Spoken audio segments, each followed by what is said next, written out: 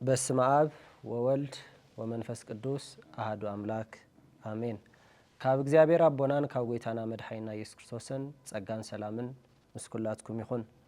ፍቁራት አምላክ ነዚ መደብ ዝትከታተሉ ዘለኹም እግዚአብሔር ምሕረቱ አብዚሑ ኣብ ዝበጽሕና እሞ ስሙን ዘለዓለም ዝተኸብርን ዝተመስገነን ይኹን። ሎሚ ኸዓ ኣብ ዝሓለፈ ሰሙን ኣብ ዕለት ትንሳኤ ዝኽሪ ኣብ ዝነበረና ብዛዕባ ትንሳኤ ጎይታ ኢየሱስ ርኢና ነርና። ሎሚ ዓንቲ ኸዓ ብዛዕባ ዳግማይ ትንሳኤ ኢና ክንርኢ። መብዛሕቲና ስለ ዳግማይ ትንሳኤ ብታሪክ ደረጃ ንፈልጥ ኢና። መጽሓፍ ቅዱስ እውን ብዛዕባ ዳግማይ ትንሳኤ ይነግረና እዩ። ግን ዳግማይ ትንሳኤ እንታይ ማለት እዩ? ኢየሱስ ንኻልኣይ ግዜ ድዩ ትንሳኤ ኣካይዱ ዝብሉ መጽሓፍ ቅዱሳዊ ትሕዝቶ ዘለዎም ምስ ሓውና ደስትሽ ብሓደ ክንርኢ ኢና። ብዙሕ ግዜ ትንሳኤ ስለ ትንሳኤ ታሪክ ንፈልጥ ኢና። ዳግማይ ትንሳኤ ተባሂሉ እውን ካብታ ትንሳኤ ብባህል ደረጃ ድሕሪ ሓደ ሰሙን ዘላ ብዙሕ ሰብ የኽብር እዩ። ግን ተኡ ዘሎ ትሕዝቶታት ኣየስተውዕሎን እቲ ሰብ እና እሱ ነገር እንዲና ክንርኢ። መጀመርያ ግን እቲ መጽሓፍ ቅዱስ ክነንብብ እሞ ካብኡ ድሕሪኡ ክንሪኦ። ወንጌል ዮሃንስ ምዕራፍ 20 ካብ 24 ክሳብ 30 ዘሎ ክነንብቦ ኢና። ወንጌል ዮሃንስ ምዕራፍ 20 ካብ 24 ክሳብ 30 ዘሎ ሓውና ደስትሽ ከንብበልና እዩ። ካብኡ ክንሪኦ ኢና። ሓደ ካብቶም 12 ደቀ መዛሙርት እቲ ዲዲሞስ ዝበሃል ቶማስ ግና ኢየሱስ ክመጽእ እንተሎ ምስኣቶም ኣይነበረን። እቶም ካልኦት ደቀ መዛሙርቲ ከዓ ንጎይታ ርኢናዮ በልዎ። ቶማስ ግና ኣሰር እቲ ሽንካር ኣብ ኣእዳው እንተይዘረኣኹ ኣጻብዕተይ እውን ኣብቲ ዝተሸንከሮ እንተዘይእተኹ ኣብ ጎኑ እውን ኢደይ ሰይደ እንተዘይዳህተስኹ ኣይኣምንን እየ በሎም።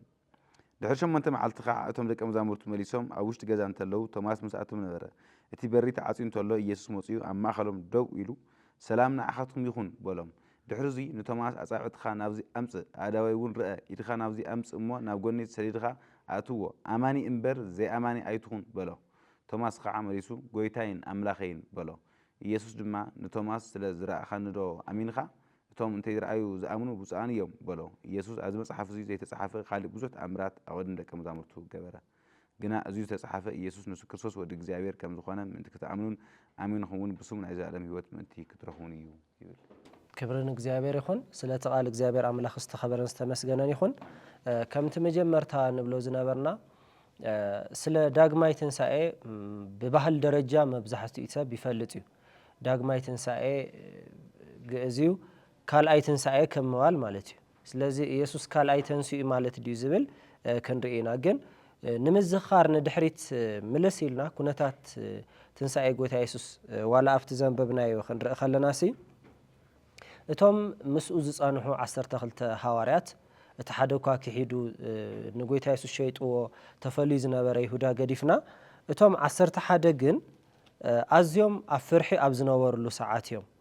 እዚ ኩነታት እዚ ዝፍጠር ዘሎ ማለት እዩ። ንኣብነት ልዕል ኢልና ቁጥሪ 19 በታ ቀዳመይቲ መዓልቲ ሰሙን ምድሪ ምስ መስየ እቶም ደቀ መዛሙርቱ ነቶም ኣይሁድ ስለ ዝፈርሑ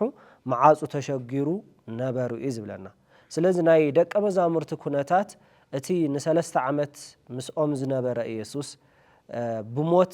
ካብኦም ተፈልዩ ብኢድ ዓመፅቲ ካብኦም ተፈልዩ ኢሎም ንገዛእ ርእሶም ሓሲቦም ንዓናውን ኣይምሕሩናን እዮም ኢሎም ኣይሁድ ስለ ዝፈርሑ መዓፁ ሸጊሮም እዮም ተቐሚጦም ነይሮም ማለት እዩ። ኢየሱስ ከዓ ኣብታ ተኣኪቦምላ ዝነበሩ መጻእ ማእከሎም ደው ኢሉ ድማ ሰላም ንኣኻትኩም ይኹን በሎም ኢሉ እዩ ዝጅምረልና። ስለዚ ኣብ ከምዚ ኣብ ዝተሸበሩሉ ሰዓት ጎይታ ኢየሱስ ክርስቶስ ሰላም ንዓኹም ከም ዝበሎም እዚ ምስ በሎም ድማ ኣእዳውን ጎንን ኣርአዮም። እቶም ደቀ መዛሙርቱ ንጎይታ ምስ ረኣይዎ ተሓጎሲ ይብለና። ምክንያቱ ኣዝዮም ኣብ ምፍራሕ ኣዝዮም ኣብ ምሽባር እስኪ ሕሰቦሞ ኩሉ ነገር ገዲፍካ ትስዕዎ ዝነበረ ኩሉ ዝኾነልካ ዝመልኣልካ ዝነበረ ጎይታ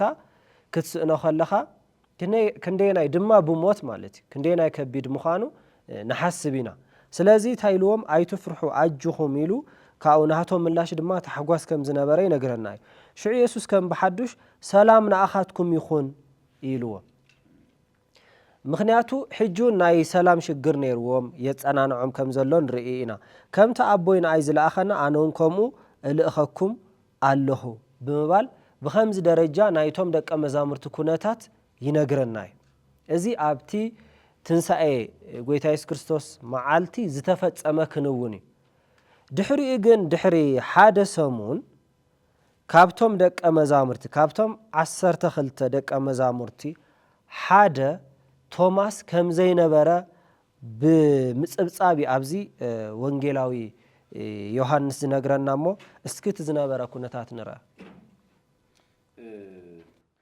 ብርግጽ ኣብ ትንሣኤ ጎይታና ኢየሱስ ክርስቶስ ብጣዕሚ ብዙሓት ነገራት እዮም ተፈላለዮም ከምቲ ዝበልካዮ ኢየሱስ ብዙሕ ነገር ኸ እዩ ነይሩ ኣብ ውሽጦም ለለይ ውሕቶ ሓቲቶም ልምልሰሎም ጎይታ እዩ ለለይዎ ነገር ከም ኣይሁድ መጠን እኮ እሶም ያህዌ እዮም ለምልኹ እግዚኣብሔር እዮም ለምልኹ ነይሮም ኣይሁዳውያን ስለዚ ቅድሚ ጎይታና ኢየሱስ ምምፅኡ ተንበርኪኮም ዝጽልዩሉ ኣምላኽ ላብ ሰማይ እዩ ነይሩ ኣብ ሰማይ ትነብር ኣቦና ከም ዝበሎ ጎይታ ከም ዘምህሮም ልክዕ ከምኡ ላብ ሰማይ እዮም ዝጽልዩ ብዙሕ ነገር ጾም ጸሎት ብዙሕ ሰው ያላትሉ ማለት ኢየሱስ ምስ መጻ ግን ካልእ ሕቶ ይብሎም እዩ ኩሉ ሕቶኦም ልምልሰሎም ምሶም ኮይኑ እዩ ኩሉ ሕቶኦም ኩሉ ለለይዎ ነገር ይህቦም ማለት እዩ ብልብላዕሊ ብልስተር እዩ ብልተፈላለየ ነገራት ምስ ኢየሱስ ክርስቶስ ልሰኣንዎ ነገር የለ ስለዚ ጎይታና ኢየሱስ ክርስቶስ ክሞት ከሎ ከም ትንቢት እውን ክብተን እዩ ዝተባሃሉ ተዋጊዕ ተበቲኖም እዮም ተበቲኖም ንርኢ ማለት ስለዚ ቶማስ የነበረ ተባሂሉ ኣሎ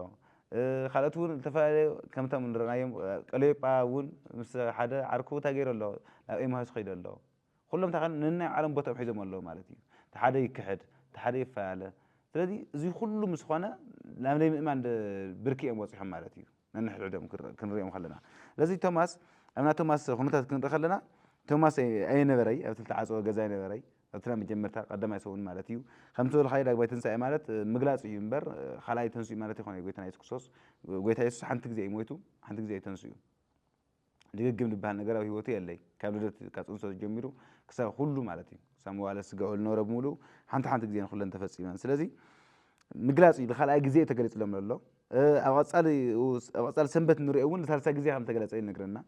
ብሓፈሻ 40 መዓልቲ ሙሉእ ምስኣቶም ስለዝነበረ በብመዓልቱ ይግለፀሎም ከም ዝነበረ እውን ነጊርና እዩ ንገለገሊኦም በብመዓልቱ ገለገሊኦም ኣብ ሰሙን ኣብ ካልኣይ ሰሙን ኣብ ሰለስተ ሰሙን ይግለፀሎም ነይሩ ማለት እዩ ስለዚ ደጋጊሙ ዝግለፀሎም ነበረ እንታይ እዩ ናይ ኢየሱስ ክርስቶስ ትንሳኤ እንታይ ምዃኑ ርግፅ ምዃኑ ዝከረጋግፅ እዩ ማለት እዩ ለኣመንቲ ድማ እዩ ተገሊፅሎም ለኣመን ሰብ የተገለፀ ለዓለም የተገለፀ ድሕሪ ትንሳኤ ዘሎ ሂወት ናይ ዘኣለም ሂወት ስለዝኾነ ኢየሱስ ክርስቶስ ንዕኡ ከረጋግፅ ምስ ተማሃርያት ጥራሕ ምስ ኣመንቲ ምስቶም ደቀ መዛሙርቲ ጥራሕ ይጸኒሑ ማለት እዩ ምስ ማንም ኣይተራኸበ ምስ ማንም ተጠራጢርኩም ነይርኩም ኢኹም ብምባል ምስ ለይኣምኑ ሰባት ኣይተራኸበ ይኸው ተንስአ ኢሉ ልክናገር እውን ኣይተረኣየ ንበይኖም ጥራሕ የተገሊፅሎም 40 መዓልቲ ማለት እዩ እዚ ድማ ኣብ ግብረ ሐዋርያት ምዕራፍ 1 ንሪኦ እዩ 40 መዓልቲ ንበይኖም ይግለፀሎም ከም ዝነበረ ኣብ ናይ ቶማስ ክንርኢ ከለና ቶማስ እንታይ ገይሩ ኣሎ ኣሰር ሽንካሩ ብዓይነይ በቲ ስጋዊ ዓይኒ ማለት እዩ በቲ ርኢ ዓይኒ ብዙይ እንድሕ ለይረእኽዎ ኮይነስ ኣምኒ ኢልዎ ንሃዋርያት ኣምኒ ኢየሱስ ተንስኡ ኢሎም ኣበሲሮም እዮም ነጊሮም እዮም ካብ መጀመርታ ጀሚሩ ማለት እዩ ስለዚ ኣምኒ ኢልዎ ማለት እዩ ኣብ ጎኑ ኢደይ ሰዲደ እንተዘይዳስስ እውን ኣምኒ ተተሰቐለ ትሽንካሩ ከምዚ ገለ ተለይትራስስ እንታይ ገብሪ ኣምኒ ብኣካል ተረኸቦ እዩ ተሓሳብ ማለት እዩ ስለዚ እዚኦም ኩሎም ምስ በሎም ድሕሪ 8 መዓልቲ እዩ ካልኣይ ግዜ ተገይሩሎም ኣሎ መፂኡ ተገሊፅሎም ኣሎ ትገዛሱ ስለዚ መፂኡ ታይልዎም ልክዕ ከምታ ናብ መጀመርታ መዓልቲ ክግለፀሎም ከሎ ዝተናገረ መፂኡ ኢየሱስ ክርስቶስ በሪ ተዓፅዩ እንተሎ ሕዚ እውን ብጣዕሚ ገረመና ውዚ ኣነ ጎይታ ኢየሱስ ጥራሕ ኣብ ኣገልግሎት ጥራሕ ይነበረ ኣብዚ እውን ደጊምዎ ለሓደ ሰብ ዘለዎ ቦታ ብጣዕሚ ገርም እዩ ለሓንቲ ነፍሲ ኢሉ ሓደ ሰብ ኢሉ ኣይንዕቕ ኢየሱስ ለሓደ ሰብ ኢሉ ዋጋ ይኸፍል እዩ ከምታ ንፈልጣ ሳምራዊት ሰበይቲ እውን ኣብ ዮሃንስ ምዕራፍ 4 ለሓንቲ ልቤና ጥራሕ ኢሉ ይኸይዱ ብሰማርያ ሓሊፉ ክንትንስእ ከለውን ኣብዚ ቶማስ ልቤን ጥራሕ ኢሉ ለካልኣይ ግዜ ተገሊፅሎም ኣብ ምንታይ በኣ ኩነታት በዛ ዝተዓፀወት በሪ ማለት እዩ በኣ ኩነታት ተዓፅዩ ሰላም ንዓኻትኩም ይኹን በሎም ድሕሪ እዚ ንቶማስ ኣጻብዕትኻ ናብዚ የምፅእ ኣእዳዊ እውን ረአ ኢድኻ ናብዚ የምፅእ እሞ ናብ ጎነይ ሰይድኻ ኣትዎ ኣማን እምበር ዘይኣማኒ ኣይትኹን በሎ ይብለና ኣማንኹን እምበር ዘይኣማኒ ኣይትኹን ኣማንኹን ማለት እዩ ኢየሱስ ተንስኡ ኢሎም ክምስክሩልካ ከለዉ እቶም ደቀ መዛሙርትኻ እቶም ደቀ መዛሙርተይ እቶም ኣሕዋትካ ክትኣምን ነይርካ ኢሉ ኣሎ ንምንታይ ጎይታ ኢየሱስ ንምንታይ ኢኹም ኢሉ ዝናገር ኣሎ ቶማስ ብኣካል ገና ካብ መጀመርታ ጀሚሩ ቅድሚ ሞቱ ማለት እዩ ቅድሚ ሞቱ ለሓትት ዝነበረ ሰብ እዩ ለሓትት ዝነበረ ሰብ እዩ ካብ ኩለን ሕቶታት ካስ ብብዙሕ ዝፍለጥ ኣብ ዮሃንስ ምዕራፍ 14 ቁጥሪ 5 ለላ ሕቶ እያ ማለት እዩ መንገዲ መን ከርእየና ኢሉ ሕቶ ለሓተቶ እዩ ስለዚ ይሓትት ይምለሰሉ ነይሩ ብዙሕ ግዜ ይሓትት ይምለሰሉ ነይሩ ስለዚ ኣብ ሳልሳይ መዓልቲ ከም ትንስእ እውን ነጊረካ ነይረ እየ ነጊረኩም ነይረ ለኩልኩም ዝተፈለኸ ኮይንካ ንባዕልካ ስሙ ኣይትግበር ንኩልኩም ተነገር ቃል ስለዚ ተንስኡ ኣለኹ ስለዚ ከም ተንሳኹ ክትኣምን ነይርካ ይብዎ ቶማስ ከዓ ብቀጥታ ምስ ረአዮ ኣብዚ ዝገርም ቃል መስኪሩ ጎይታይን ኣምላኸይን በሎ ይብለና እግዚአብሔር ይመስገን أوزي مكوع توماس حتى لبلك حتى نيا لمنتاي قدمي أملاخ يلو حتى مرسي يوم يفوتين يرام أملاخ يلو يسوع كريستوس أملاخ مخانو توماس مسكير أملاخ ود أملاخ مخانو እግዚአብሔር ወደ እግዚአብሔር مخانو ጎይታ ይጥራህ ጎይታ የማይውል ወኔ ነው ማንም ሰውን ይውል ነው ጎይታ በቲ አድና ልብል ስም ጥራህ ከሆነስ ማንም ሰው ከሐልፍ ከሎ ለማንም ሰው ከخبر ከሎ ጎይታ ይብልዩ ከሙ ለአሙን ሰዓቱን ይውል ነው ነው ኣብዚ ግን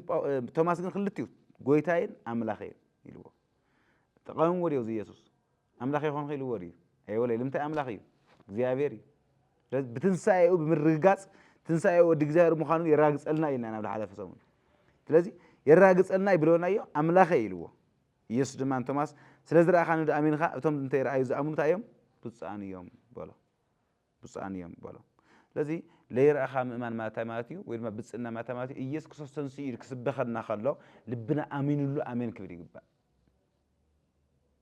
ስለዚህ ትንሳኤ ብምንታይና ንራግጽና ኸዝንሕና በእምነት ለኽልተሽ ዓመት ድሕሪ ተመይስና ኢየሱስ ከም ተንስእ ንራግጽና ሐዚ ወይ ሓራሓ ሰባት ከም ዝገበርዎ ላብ ኢየሩሳሌም ብምጓዓዝ ለኾድ ሰባት እንየው ናይ ክርስቶስ ትንሳኤ ልክርዩ ማለት እዩ መቃብር ልክጉብንዩ መስቀል ጎልጎታ ቀራንዮ ልክጉብንዩ ለኾድ ሰባት ብዙሓት እንየው ብምጉብናይ ድና ንራግጽና ኢየሱስ ክርስቶስ ትንሳኤ ንሕና ብቦታን ብግዚያን ምንም ከይረጋገጽና ብእምነት ተተሰበኸልና ቃል ሓቂ ምዃኑ ኣሚንና ኢየሱስ ክርስቶስ ተንስኡ ኢና ንኣምን በዚ ድማ ብጽና ንረክብ ካብ እግዚአብሔር ንምንታይ ለአሙን ሰዓት ልተወቀስሉ እንታይ ከይረአዩ ለአሙኑ ብጻአት እዮም ብልል ቃል እዩ ብጻን እዮም ስለዚህ ከይረና ብምእማንና ብጻን ምዃንና ንገብር ንኽእልና ንራግጽ ንኽእልና ይብልና ክትቕርር ከሎ ኣብዚ ኩነታት ክንረኸልና ዮሐንስ ክትቕርር ከሎ ጽሑፍ ከሎ ኢየሱስ መጽሓፍ ዘይተጻሓፈ ካልእ ብዙሕ ተኣምራት እውን ገይሩ እዩ ኣብ ደቀ መዛሙርቱ ኣብ ውሽጢ 40 መዓልቲ ብዙሕ ነገራት ገይሩ እዩ ጥራሕ ቶማስ ይኾነ ብዙሕ ነገር ገይሩ እዩ ግና እዚ ዝተጻሓፈ ኢየሱስ ክርስቶስ ንሱ በጣም ገርም ኢየሱስ ንሱ ክርስቶስ ወደ እግዚአብሔር ከም ዝኾነ ምን ክትኣምኑን ኣሚንኹም ድማ ናይ ዘላለም ህይወት ምን ክትረኽቡን ተጻሒፉ ይብል ማለት እዩ ስለዚህ ከምቲ ቶማስ እመን ኣማን ሁኑ ዝተባለ ክንኣምን ይግበና ኣመንቲ ክንኾን ይግበና ካብ ቶማስ ንማረታ እዩ ለይምእማን ልባል ካብ ህይወትና ክውገር ኣለዎ ብቃል ክንኣምን ይግበና ኣብዚ ተጻሒፍልና እዩ ናይ እግዚአብሔር ቃል ተጻሒፍልና ተገሊጽልና እዩ ብልተገለጸልና ልክዕ ናይ እግዚአብሔር ቃል ኣሜን ኢልና ክንቕበሎ ይግበአና ይለምረና ማለት እዩ ስለዚህ ብዛዕባ ናይ ካልኦት ዘይምእማን እውን ጸኒሕና ንምልሶ ጉዳይ ክኾን ይኽእል እዩ እታ መጀመርታ ናይ ቶማስ ግን ዝይመስል ክብርን እግዚአብሔር ይኹን ምናልባት ሕጂ ኣብ ቶማስ ቦታ ኮይና ኩላህና ተንሓስብሲ ከምዚ ክንብል ምኽኣልና ከመይሉ ካልኦቶም እንዳተቐበሉ ስለምንታይ ዘይቕበል ክንብል ኢልና ንደፍር ንኽእል ኢና መብዛሕትና ማለት እዩ ግን ብዙሕ ሰብ ዋላ ሕጂ ንናይ ኢየሱስ ትንሳኤ ዘይቕበሎ ኣሎ ኢየሱስ ከም ዝተንሰአ ይፈልጥ ኢየሱስ ግን ዝተንስኦ ትንሳኤ ንዓይ ንኸጽድቕ እዩ ናቱ ትንሳኤ ኣነ ዝጸደቕ ኩሉ እዩ ናቱ ትንሳኤ ብቑዕ እዩ በዚ ኣነ ክጸድቕ ይኽእል ኢሉ ኣይኣምንን ቶማስ እኮ ኣሚን እኮ እዩ ቶማስ መወዳእታ ዘይ ናይ ቶማስ ዘይ ምእማን ኣይፈረደሉን ንኸረድኦ ፈቲኑ ክሳብ እምነት ደረጃ ኣብጽሕዎ እዩ ብታሪክ ቤተክርስቲያን ክነጽንዕ ከለና ኣብ ሂንዲ ኸይዱ ወንጌል ከም ሰበኸ ብትውፊት ይንገር እዩ ብ72 ዓመተ ምህረት ሰማዕትነት ከም ዝተቐበለ ማለት እዩ ስለዚ ክሳብ ዝጨከነ እዩ ቶማስ ግን ዋላ ሎሚ እዚ ታሪክ እዚ ንፈልጥ ዳግማይ ትንሳኤ እናበልና ነኽብር ሰባት ሲ ኢየሱስ ምእንቲ ሓጢአተ እዩ ሞይቱ ምእንቲ ጽድቀ እዩ ተንስኡ ዝብል ኣይንርዳእን ከምቲ ዓንቶ ንብሎ ዝነበርና ትንሳኤ ናይ ክርስትና ማእከል እዩ ናይ ሃዋርያት ስብከቶምን ንሱ እዩ መሰኻኽር ትንሳኤ ተባሂሎም እሙን ዝጽውዑ ነይሮም ሃዋርያት ኣብዚ ክንርኢ ከለና ማለት እዩ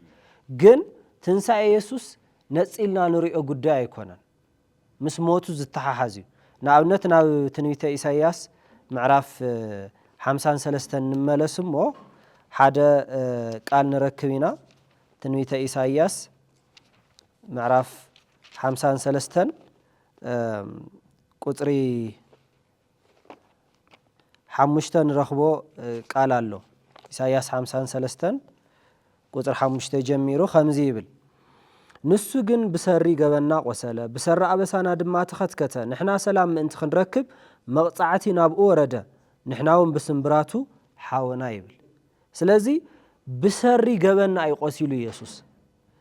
ብሰሪ ኣበሳና ድማ ተኸትከተ ይዝብለና ንሕና ሰላም ምእንቲ ክንረክብ መቕጻዕቱ ናብኡ ወረደ ይብል ብስምብራቱ ድማ ሓወና ክብርን እግዚአብሔር ይኹን ስለዚ ኢየሱስ ቅድሚ ትንሳኤኡ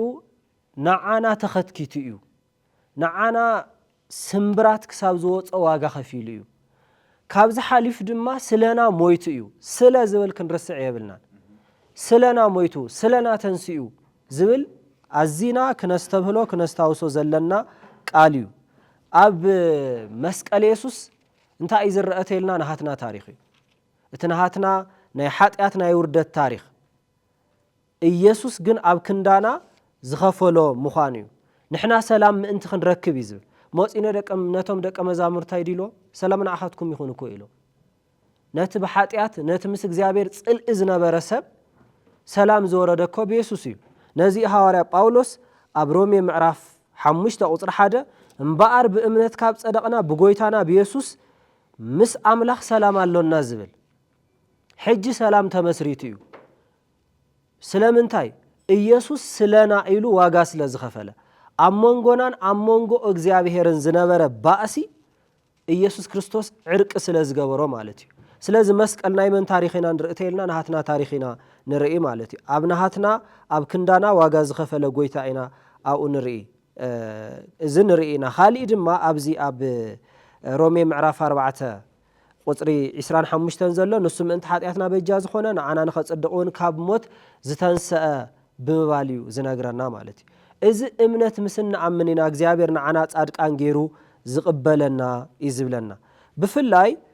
ከምቲ ንጠቕሶ ዝነበርና ገለገለ ሰባት ናይ ኢየሱስ ፊልም ይርእዮም ዓርቢ ስቕለት ከባቢ ይርአ ሕማማት ይርአ ትንሳኤ መቸም ኢየሱስ ትዝ ዝብሎ ኣብ ሰሙን ሕማማት ክኸውን ይኽእል እዩ ወይ ድማ ገለገሊኡ ድማ ዓርቢ ስቕለት ጥራሕ ካብኡ ድሕሪኡ ናይ ኢየሱስ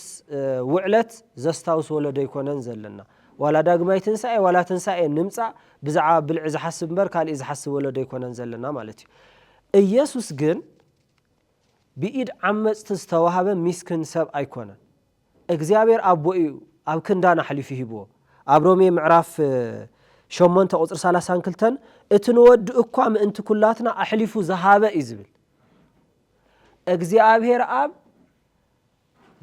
ኣብ ክንዳና ኣሕሊፉ ዝሃቦ ንኢየሱስ ጥራሕ እዩ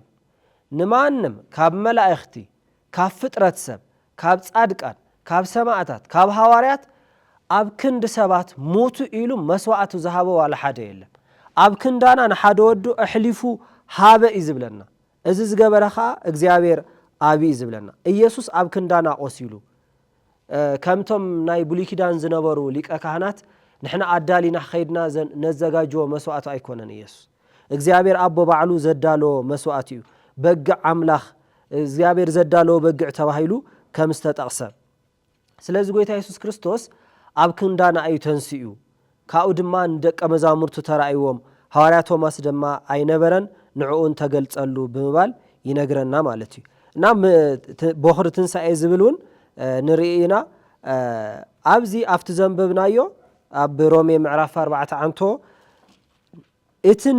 ንጽድቂ ተቆጥረሉ ዝብል ንኣብርሃም ጥራይ የተጻሕፈ ንኣና እውን እዩ ዝብል ሕጂ ክነስተውዕል ዘለና ጽድቂ ዝቆጽር ዘሎ መን እግዚኣብሔር ኣብ ቆጻሪ እግዚኣብሔር ኣብ ዝተቆጽረ ድማ ናይ መን ናይ ኢየሱስ እዩ ስለዚ እግዚኣብሔር ጻድቃን ኢሉ ዝቆጽረልና ናይ ኢየሱስ ጽድቂ እዩ ናይ ካሊእ ጽድቂ ኣምጺና ወይ ድማ ናይ ባዓልና ጽድቂ ኣምጺና ጻድቃናት ኢሉ እግዚኣብሔር ክቆጽረልና ይኽእልን እዩ ምክንያቱ እግዚኣብሔር ዘዳለዎ ጽድቂ ናይ ኢየሱስ ክርስቶስ ሞትን ትንሳኤን እዩ ኣብ ኢየሱስ ሞትን ትንሳኤን ዝተደረኸ እዩ ናይ እግዚኣብሔር ጽድቂ ማለት እዩ እዚ ጽድቂ እዚ ንዓና እግዚኣብሔር ኣቦ ከም ጻድቃን ገይሩ ዝቆጽረልና ከም ጻድቃን ገይሩ ዝቕበል እግዚኣብሔር ኣቦ እዩ እቲ ዝቁጸር ጽድቂ ድማ ናይ ኢየሱስ እዩ ብትናሃትና በደል ኣብ ኢየሱስ ዓሪፉ እቲ ናይ ኢየሱስ ጽድቂ ድማ ንዓና ተዋሂብና መጽሓፍ ቅዱስ እዚ ዝነግረና ማለት ምክንያቱ ትንሳኤ ክንብል ከለናሲ ብታሪኽ ደረጃ ጥራሕ ከይንሕዞ ካብ ዝብል እዩ ማለት እዩ እዚ ኢልና ኣብቲ ዘንበብናዮ ወንጌል ዮሐንስ እንረኽቦም ቃላት ኣለው ብፍላይ ምስ እምነት ዝተተሓሓዙ ማለት እዩ እንታይ ኢልና ንቶማስ ታኢልዎ ዝኣመንካ እምበር ዘይኣመንካ ኣይትኹን ዝብል ርኢና ኢና ማለት እዩ እና እምነት እንታይ እዩ ምክንያቱ ጎይታ ኢየሱስ ኣብዚ ከኣምን ከም ዘለዎ እዩ ዝዛረብ ውርድ ኢሉውን ኣብቲ ቁፅሪ 31 ውን ግናኸ ኢየሱስ ንሱ ክርስቶስ ወዲ ኣምላኽ ከም ዝኾነ ምእንቲ ክትኣምኑ ኣሚንኩምን ብስሙ ህይወት ምእንቲ ክትረኽቡ እዩ ዝተጻሒፍ እዩ ዝብለና። እንታይ ዓይነት እምነት እዩ ክህልወና ዘለዎ? እዚ ናይ ኢየሱስ ትንሳኤ ክንቅበል ዝገብረና እንታይ ዓይነት እምነት እዩ ዝብል እስኪ ንርአ። ብጣዕሚ ግርመካ ኣብ ትንሳኤ ብዙሓት ሰባት እዮም ብዛዕባ እምነት ንእሽተይ ብፍርሓት ይኹን ብጥርጣረ ይኹን ብዙሓት ሰባት ተላዕሎም እዮም መፅሓፍ ቅዱስ። ናይ ቶማስ ብጣዕሚ ዓብላል ስለዝኾነ እዩ ማለት ጎሊሁ ስለዝተረኣየ እዩ እምበር ንኣብነት ኣብ ሉቃስ ምዕራፍ 24 ክንርኢ ከለና ካብዚኣቶም እኳሲ ንሕና ተማሂርናስ ከመይ ዓይነት እምነት ክልየና ከም ዝግባእ ክንመሃር ይግበአና። ሉቃስ ምዕራፍ 24 ብዛዕባ ትንሳኤ ዝተፅሓፈ እዩ። ግን ኣብ ደቀ መዛሙርቱ ኣብቶም 3 ዓመት ዝኣክል ምስኡ ተመላለሱ ሓቢሮም ዝወፁ ሓቢሮም ዝኣትዩ ኳስ እንታይ ነይሩ በቃ ኢየሱስ ክርስቶስ ተንስኡ እዩ ብሓቂ ልብል ሓሳብ ነይሩዎም ማለት እዩ። እዮም ደጋጊሞም እቶም መላእክቲ ኢየሱስ ንሱ ብሓቂ ተንስኡ እዩ ኢሎም ደጋጊሞም ዝኣወጅለን ደቂ ኣንስትዮ ማለት እዩ። ስለዚ እተን ደቂ ኣንስትዮ ዝተገለፀለን ኣብ ምዕራፍ 24 ቁፅሪ 11 እዚ ነገር እዚ ኣብ ቅድሚኣቶም ከም ሃተፍተፍ መሲሉ ስለ ዝተረኣዮም ኣይኣመንዎንን ይብል። በዓል ጴጥሮስ በዓል ዮሃንስ እዮም በዓል ያዕቆብ እዮም ኩሎም እቶም ሃዋርያት ማለት እዩ። ሃዋርያት ብምልኦም ተኣኪቦም እዚ ስለዚ ኣይኣመንዎን እየ ሃተፍተፍ እየን ዘለዋ። ስለዚ ከምቲ ኣብ ብሉይ ኪዳን ጥራሕ ዘይኮነ ኣብ ኣይሁድ ጥራሕ ዘይኮነ ኣብ ዓድና እውን ናይ ደቂ ኣንስትዮ ወግዒ ብዙሕ ግዜ የመን እዩ ተባሂሉ ይሕሰብ። በቃ እሱ ኢላ ብስምዒታ ራኹንቲ ትናገርላ ለፍላፊ ስለዝኾነት እያ ተባሂሉ ክሕለፍ ዝኽእል ነገር እዩ መሲሉ ተረኣየዎም እዚ እውን ማለት ስለዚ ሃተፍተፍ ዘለዋ ካብ ዝረአዮ ዝኾነ ነገር ንሪአን እየን ዝኾና እሞ ብኡ እየን ወይ መቃብር ተጋግየን ነገር እዮም ሓሲቦም መሶም። ስለዚ ሃተፍተፍ መሲልዎንስ እንታይ ይገበርዎን ኣይኣመንዎንን ይብል። ኢየሱስ ክርስቶስ ተንስኡ እዩ ክበሃሉ ከለውስ ኣይኣመንዎን።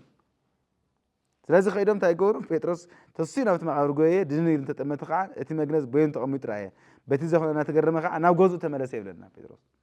ናብ ገዝኡ ተመሊሱ። ስለዚ በዓል ጴጥሮስ ከይተረፉ እዮም እንታይ ገይርዎም ውሽጦም ጥርጣረ ነይርዎም ብሓቂ ተንስኡ እዩ ክርስቶስ ዝብል ነገር ማለት እዩ። ኣብዚ ክንርኢ ከለና ድሕሪኡ ቁጥሪ 13 ክንኸድ ከለና እንሆ ከዓ በታ መዓልቲ እቲኣ ክልተ ካብቶም ደቀ መዛሙርቱ ካብ ኢየሩሳሌም 11 ኪሎ ሜትር ናብ ትርሕቕ ናይ እማሁስ ትበሃል ዓዲ ይኸዱ ነበሩ ይብል። እዚኦም ክልተ ደቀ መዛሙርቲ እዮም። ደቀ መዛሙርቲ ማለት ደቀ መዛሙርቲ እዮም። ካብቶም 12 ብተወሳኺ ካልኦት ኣሚኖሞ ተኸቲሎሞ ዝነበሩ ደቀ መዛሙርቲ ማለት እዮም። ስለዚ ደቀ መዛሙርቲ እዚኦም ንምንታይ እዮም ዝምለሱ ኣለው ተይልና ተሪእናዮ ኢየሱስ ክርስቶስ ኣብ ማእኸል እንታይ ኮይኑሎም እዩ ተገሊፁሎም እዩ። ቁጥሪ 17 ክንርኢ ከለና 16 ወይ ኩሉ ነንበሩ ኺና ንሳቶም ድማ በቲ ኩሉ ዝኾነ ንሳቶም ይዘራረቡ ነበሩ ይብል። እንትዘራረቡን እንትመራመሩን እንተለዉ ከዓ ኢየሱስ ምስኣቶም ሕውስ ኢሉ ይኸይድ ነበረ ጀመረ ይብለና። ኢየሱስ ተንስኡ እዩ ዘሎ ብትንሳኤ ስለዝኾነ ዝግድቦ ቦታ የለ ሕዚ ማዕፆ ኣይኽልክለይ መንገዲ እውን ኣይኽልክለይ ከይዱ ኣብ ድላይ ቦታ ምዃን ይኽእል እዩ ማለት እዩ። ናይ ትንሳኤ ዘለዎ ባህሪ እዩ ዘርእየና ዘሎ። ከየለልይዎ ግና ዒንቶም ተኸሊለን ነበራ ምስለና ንሱ ድማ እዚ እናኸድኩም ንስንሳትኩም ትዘራረቦ ዘለኹም ነገር እንታይ እዩ ኢሉ ጠይቖም። ንሳቶም ከዓ ሓዚኖም ደው በሉ ጠጠው ኢሎም ተናዲዶም ማለት እዩ። በቃ ተቆጢዖም ጠጠው ኢሎም። ሓደ ካብኣቶም ስሙ ቀለዮጳ ዝበሃል በዘን መዓልታት እዚኣተን ነዚ ኣብ ኢየሩሳሌም ዝኾነ ነገር ዘይትፈልጥ ንስኻ በይንኻ ዶ ጋሻ ኢኻ ይብሎ ኢሉ መለሰሉ። ንስኻ እንታይ እዩ በሎም። ንሳቶም እውን ከምዚ ኢሎም መለስሉ ብዛዕባ ናይ ናዝሬት ኢየሱስ እዩ ንሱ ኣብ ቅድሚ እግዚኣብሔርን ኣብ ቅድሚ ኩሉ ህዝብን ብግብርን ብቃልን ብርቱዕ ነቢይ ብጣዕሚ ገርም ነበረ ኢሎም ውጋዕ ጀሚሮም ነበረ። ንዕኡ ሊቀ ካህናትን ሽሞኛታትን ናይ ሞት ፍርዲ ኣሕሊፎም ከም ዝሃብዎን ከም ዝሰቐልዎን ንሕና ግና ቁጥሪ 21 ይረአዮ ጥርጥር ማለት እዩ። ንሕና ግና ንእስራኤል ዘድሕን ንሱ እዩ ኢልና ተስፋ ንገብር ነርና ምስ እዚ ኩሉ ከዓ እዚ ካብ ዝኸውን ሎሚ ሳልሳይ መዓልቲ እዩ። ካባና ናብ መቃብር ገስጊሰን ከይደን ዝነበረ ኣንስቲ ግና ዘገርም ነገር ነገራና። መጀመርያ ባዕሎም ጥርጢሮም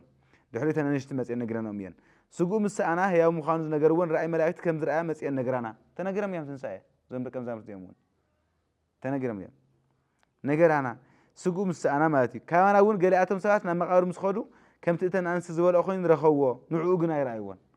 ጴጥሮስ ኮይዱ ሃም ንረጋገፁ እውን ነጊሮም ኣለዎ እዚ ሰሚዖም ኣለዎ። ግን ስለ ዘይረኣይዎ እንታይ ኮይኖም መንገዶም ኣፅሎም ማለት እዩ። ድሕሪ ኢየሱስ ኣብዚ ምግሳፅ ይጅምር። ደይምእማን ለምፅኦ ተግሳፅ ክንሰምዕ ይግበአና። ስለዚ እንታይ ይብሎም ኣቱም ነቢያት እተዛረብዎን ኩሉ ንምእማን ልቦም ዝደንጎየ ንምእማን እንታይ ዝገበሩ ልቦም ዝደንጎየ ዘንጓዓት ኢልዎም ኣሎ። ዝንጓዓት ልብኩም ዝንጓዓት ኮይንኩም ዘይተስተውዕሉ እውን ኢልዎም ኣሎ። ክርስቶስ ነዚ መከራ እዚ ክቕበል እሞ ናብ ክብሪ ክኣቱ ግድን እንዳይኮነን እዩ በሎም። ነቲ ብዛዕባኡ ኣብ ኩሉ መፅሓፍቲ ዘሎ ኣብ ሙሴን ካብ ኩሎም ነቢያት እናጠቐሰ ክገልፀሎም ጀመረ። ድሕሪ ነገርዎም ካብ ሙሴ ጀሚር ማለት ካብ ዘፍጥረት ጀሚር ማለት ስለ ክርስቶስ ዝተባለ ኩሉ መጽሓፍቲ ነቢያት ምግላጽ ጀሚር ማለት ናብታ ይኸልዋ ዝነበሩ ዓዲ ምስ ቀረቡ ከዓ ሓሊፉ ዝኸይድ መሰለ ንሳቶም ክሓድር ታገረሞ ለሚኖምዎ ነበረ ይቐጽል ስለዚ እዚ ሁሉ ምስ በሉ ኣብ ሞዳታ 34 ብሓቂ ጎይታ ተንስኡ እዩ ንስምዖውን ተርእዩ እዩ ነበሩ እቶም ክልተ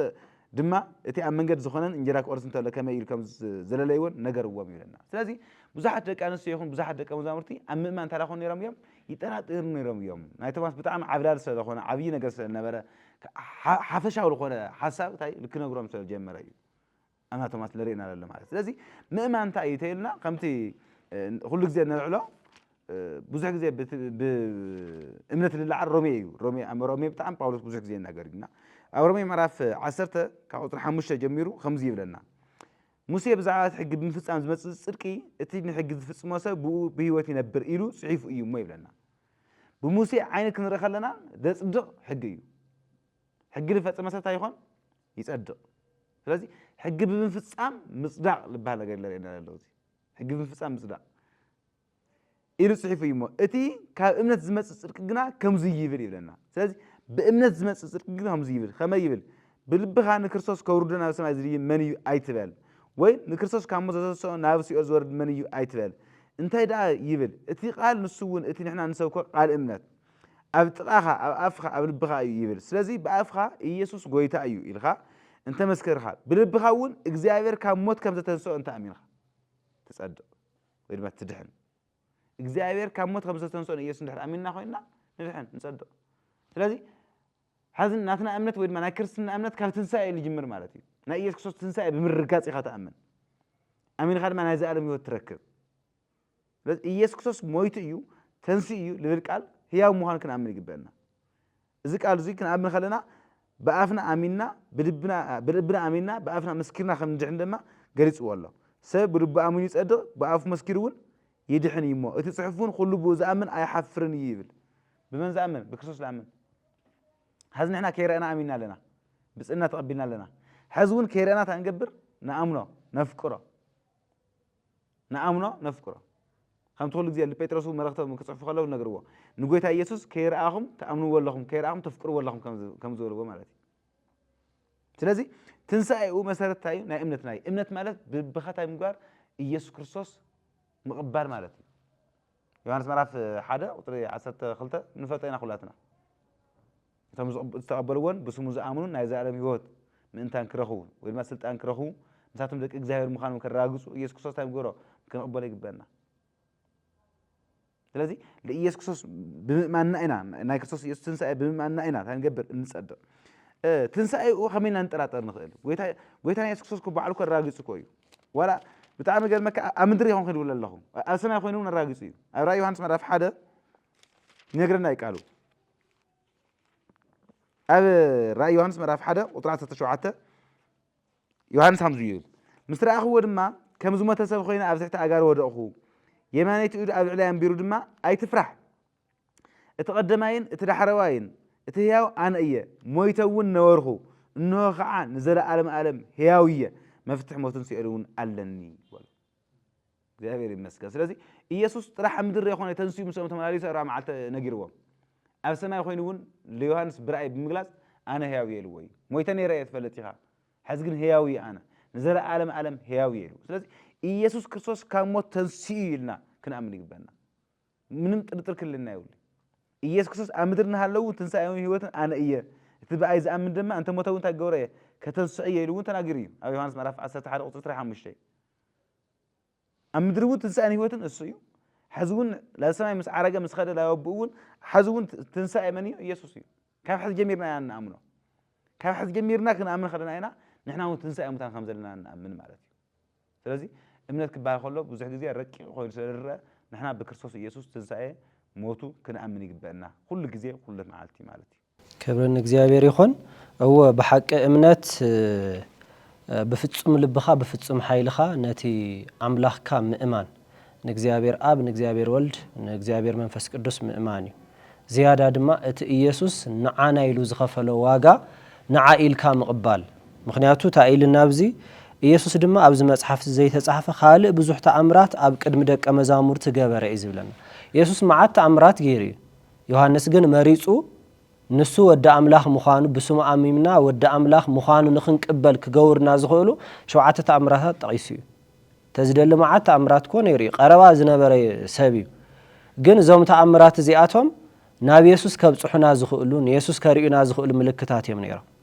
ሓደ ሰብ በዞም ተአምራት እዚኦም ስለ ዝኣመነ ናይ ዘለዓለም ህይወት ይረክብ ማለት ኣይኮነን መደምደምታ ናይ ዘለዓለም ህይወት ተአምራት ኣይኮነን መደምደምታ ናይ ዘለዓለም ህይወት ኢየሱስ ንዓና ኢሉ ዝኸፈሎ ዋጋ አሜን ኢልካ ምቕባል እዩ ነዚ ድማ ብዙሕ ተአምራት ነይሩ ክጽሕፎም ደለኹ ዕላማይ ግን ንሱ ኣይኮነን ዕላማ ብስሙ አሚንካ ናይ ዘለዓለም ህይወት ምርካብ ኣብ እታይብል ግናኸ ኢየሱስ ንሱ ክርስቶስ ወዲ አምላኽ ከም ዝኾነ ምእንተ ክትአምኑ አሚንኩሙን ብስሙ ህይወት ክትረኽቡ ተጻሕፈ ይብለና ስለዚ ብስም ኢየሱስ ምእማን ህይወት ምርካብ እዩ ሰባት ብስም ኢየሱስ ህይወት ዝርከብ ክንብሎም ከለና ብቐልዲ ክሪእዎ ዝግባእ ኣይኮነን እዚ ዝብል ዘሎ ቃል አምላኽ እዩ ዝነግረና ዘሎ እቲ ወዲ ዘለዎ ህይወት ኣለዎ እቲ ወዲ ዘይብሉ ከዓ ህይወት የብሉን ይዝብል ስለዚ ስም ኢየሱስ ኣብ ስም ኢየሱስ ውሽጢ ህይወት ኣሎ ዕረፍት ኣሎ ናይ ዘለዓለም ህይወት ዝበሃል ነገር ኣሎ እዚ ድማ ብስሙ ወዲ አምላኽ እዩ ንሱ ህያው እዩ ንሱ ናይ ትንሣኤ ኣካል ዘለዎ ኢየሱስ ዝተንስኦ ናይ ትንሣኤ ኣካል እዩ ናይ ትንሣኤ ኣካል ሒዙ እዩ ተንስኡ ከምኡ እንተዘይኸውን ነይሩ ኣብ ዕፁ እንዳሃለዎ ሰላም ንዓኻትኩም ኢሉ ኣይማእትዎን ነይሩ ስለዚ ብስሙ ናይ ዘለዓለም ህይወት እዩ ትንሣኤ ዝተባሃለ ኢየሱስ እዩ ዋላ በዓል ጌታ ኢየሱስ ቅድሚ ንኣልዓዛር ምትንስኡ እንታይ ኢልዎም ኢየሱስ ከዓ ትንሣኤን ህይወትን ኣነ እየ እቲ በኣይ ዝኣምንሲ እንተሞተ እኳ ብህይወት ክነብር ኢሉ ስለዚ ትንሣኤ ኢየሱስ በዓል እዩ ማለት እዩ ትንሣኤን ህይወትን ትንሣኤ ኣነ እየ ህይወት ዝህቡን ኣነ እየ ቃል አምላኽ ታይዲ ዝብለና ኣብ ኤፌሶን ክነንብብ ከለናሲ ብበደልና ሞታት ከለናስ ምስ ክርስቶስ ሕያው ገበረና እንዲ ዝብል ስለዚ እዚ ሕያውነት እዚ ዝረኸብናዮ ገና ኣብ ጸልማት ከለና ገና ኃጢአተኛታት ከለና ኣብ ክንዳና ኢየሱስ ዋጋ ስለ ዝኸፈለ እዩ ንሕና ናይዚ ህይወት ዝተኻፈልቲ ኮይና እዚ ህይወት እዚ ድማ ብእምነት ኢና ንቕበሎ ኢየሱስ ኣብ ክንዳይ እዩ ኢልና ክንኣምን ከለና ኢና ናይ ዘለዓለም ህይወት ንቕበልና ናይ ቶማስ ታሪኽ ብምፍላጥና ቶማስ ተጠራጣሪ ነይሩ ኢልና ኣብ ልዕሊ ቶማስ እንዳፈረድና ንኽንውዕል ኣይኮነን ዳግማይ ትንሣኤ ንብል ዘለና ቶማስ መጨረሻ ንኢየሱስ ዳሲሱ ጨቢጡ ይኣሚኑ ኢየሱስ ግን ዝእምነት እዚ ኣይኮነን ደልዩ ገለገለ ናይ ፍልስፍና ዓለም ሰባት ተማሃርቲ ኣነ ኸይረኣኹ ኣይኣምንን ይብሉ እዮም ክርስትና ግን ከምኡ ኣይኮነን እመን ክትርኢ ዝብል እምነት ነቲ ዘይረአ ነገር እንርእየሉ መነጽር እዩ ኢየሱስ ቅድሚ 2000 ዓመት ሞይቱ ተንስኡ እዩ በኣካል እዚ ግን ብእምነት ኢና ንሕና ርኢናዮ ብእምነት ኢና እቲ ህይወት ተቐቢልናዮ ማለት እዩ ስለዚ እዚ ህይወት እዚ ሕጁን ክትቅበሉ ብስሙ መጽሐፍ ቅዱስ ተጻሕፈሉ ዕላማ ከምቲ ዮሐንስ ዝነግረና ዘሎ መዓት ተአምራት ተገይሩ ነገር ግን ዝተጻሕፈሉ ዕላማ ኢየሱስ ንሱ ወዲ አምላኽ ምዃኑ ክትኣምኑ አሚንኩሙን ብስሙ ህይወት ምእንቲ ክትረኽቡ እዩ እዚ ተጻሒፉ እዩ ዝብለና ዘሎ እና ነዚ መደብ ዝትከታተሉ ዘለኹም ፍቑራት አምላኽ እዚ ቃል እዚ ዝተጻሕፈሉ ምኽንያት ኢየሱስ ብምእማን ናይ ዘለዓለም ህይወት ከም ዝርከብ ናይ ኢየሱስ ሞትን ትንሣኤን ብምእማን ህይወት ዕረፍቲ ከም ዝርከብ እዩ ዝነግረና ዘሎ ምዝ ብምትሓሓዚና ዳግማይ ትንሣኤ ክንሪኦ ከም ዘለና ክነተባብዐኩም ንደሊ ደጊምኩም ወንጌል ዮሐንስ ምዕራፍ 20 ከተንብብዎ ብፍቕሪ አምላኽ ንዕድመኩም ዝመሃረና አምላኽ አቦታትና እግዚአብሔር ስሙ ንዘለዓለም ዝተኸበረን ዝተመስገነን ይኹን ጸጋን ሰላም ምስ ኩላትኩም ይኹን ወስብሐት ለእግዚአብሔር